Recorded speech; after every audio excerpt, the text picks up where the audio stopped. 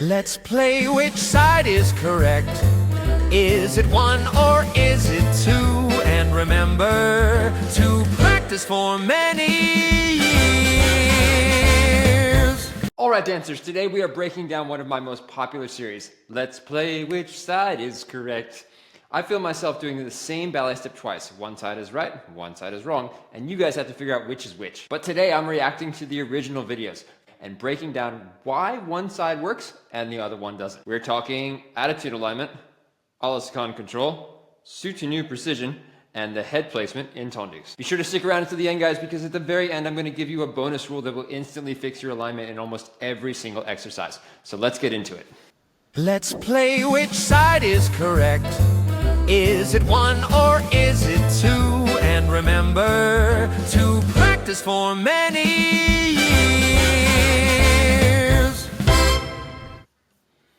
Okay, so this one caused a little bit of, let's say, confusion from people, but it was pretty easy for most people to spot. The difference is one side is lifting the knee, the other one is lifting with the foot. So if you see on this side, as I went from fifth position, my knee kind of went this way down. Basically what's happening is it's the same as if I were to do a tendu derrière, but lead with my heel. Because the closest point to the moving hip is now my knee, if I lead with my foot, that foot is basically the heel instead of the knee, which is representing the toe.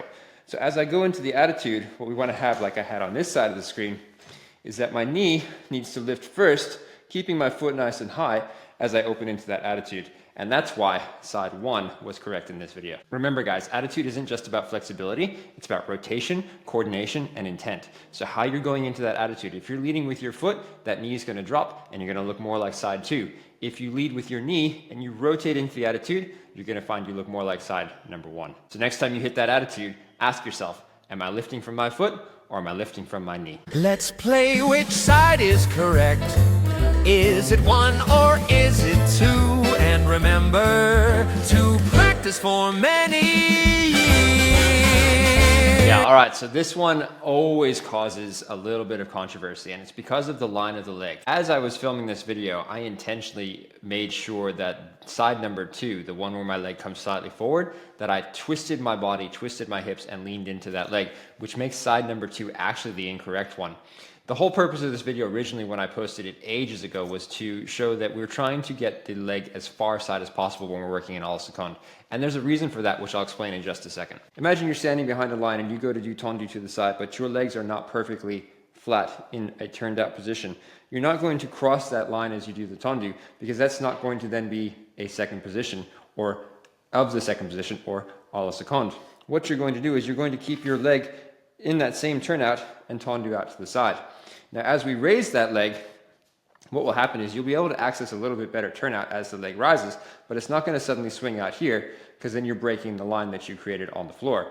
You're going to try to keep it as far to the side as you possibly can, even if that's a little bit in front of the hip, but you're working towards that side position. You're not going to extra bring the leg front just to try and fake the turnout. And one of the more common criticisms that comes across with this alignment to the side is that you're going to damage the hips or you're going to cause problems. Again, guys, you need to be aware that what you are capable in your body is what you are capable of, and you have to challenge that to improve. And it doesn't mean that you get stuck in that and that you stay in the same alignment all the time, but working to improve and increase that Aliscand throughout your training so that as you work and you develop your rotation, you can get it more and more side. Basically speaking, if you can't get your leg to the side, eventually you will struggle with things like fouettes, Aliscand pirouettes, rond de jambe, because what's going to happen is your leg will turn in before it goes to the back, which is going to cause a turned in arabesque leg in a rond de jambe, for example, or it's going to cause you to have trouble to open your leg more in an Aliscand pirouette, creating a more closed alignment in your turn. So working and developing that leg to the side is very important. Obviously, we need to stabilize the standing side. Obviously, we need to make sure that you're doing it in a healthy manner that's not going to injure you. But working by always bringing your leg diagonally forward is not going to improve that rotation if you're not practicing to try and get it more and more side. Doesn't mean it has to be flat to the side, but it needs to be working to as far side as you possibly can do with your anatomy. The interesting thing about this side by side, and it's the reason why side number 1 wins in this one and not side number 2, is that my body alignment was cleaner in side number 1 than it was in side number 2. So while my leg was farther to the side because I personally have the capacity to put it there, it doesn't mean that it was incorrect or that I was forcing turnout. What was actually wrong was that I twisted towards my leg in side number 2, and that put my leg in an unstable position, put more torque on my standing knee, and actually created an unstable line, even though my leg was slightly more forward and potentially looked like it was safer for my hip. The truth is, the more stable position was the one where my leg was to the side, my standing leg was supported, my ankle wasn't rolling in, and there was zero torque on my knee and zero compromise on my upper body. Let's play which side is correct. Is it 1 or is it 2? And remember to practice for many years. All right, so this one was a lot of fun also because of the editing that I did. I didn't notice if you guys saw that I crossed over myself. So that took a lot of practice to try and figure out how can I make one version of myself cross across the midline of the screen when I've split the screen down the middle with a mask.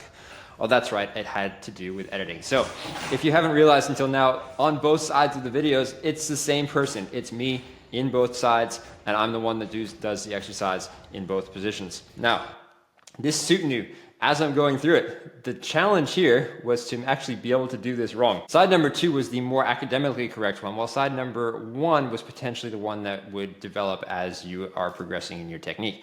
So while neither one was incorrect, one was more correct maybe for a student, while the other one was more correct for a professional dancer.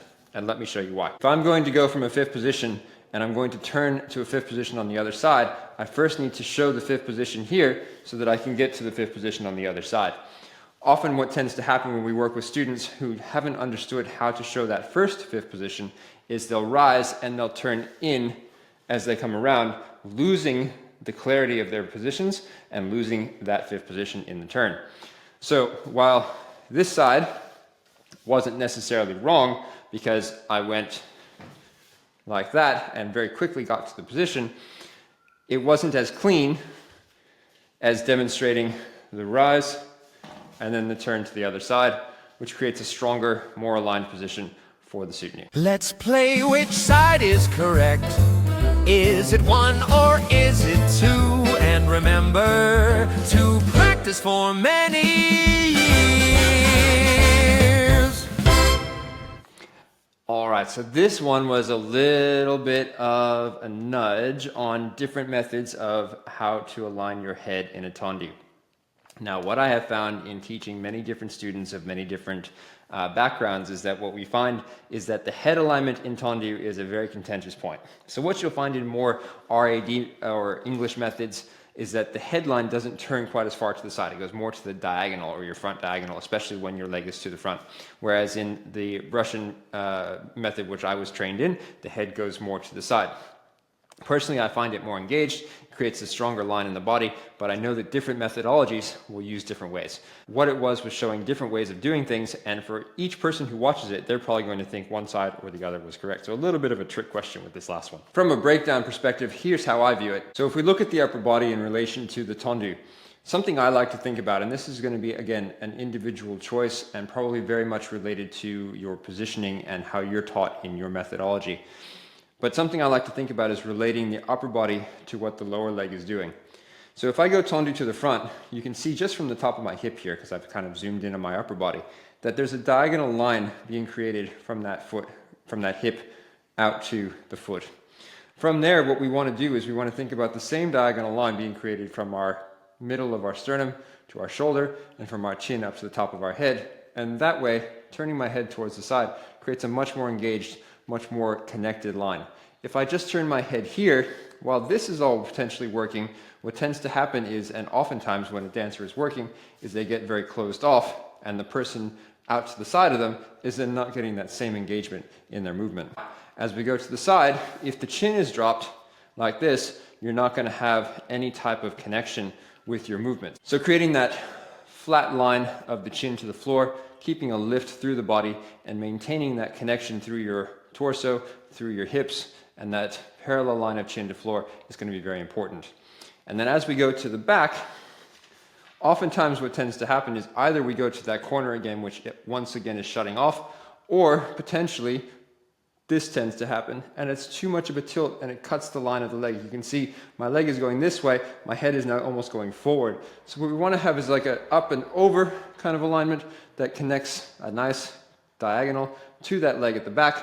The head is still connected to your audience, and then you're finding that again to the side, lifting the chin with that last tendu.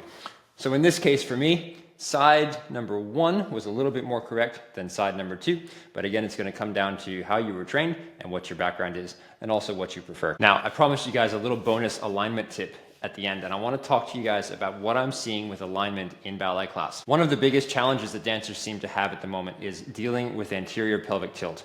If you're not sure what that is, basically it means that the front of your pelvis is tilting forward, so we get this kind of arch like this. Now, in order for dancers to correct this, oftentimes what gets told to them is that they need to lift up more and a little bit forward to create a forward alignment in their body. Problem with this is that it's basically like building a tower where the base is on the ground and then you have a tower that's coming forward.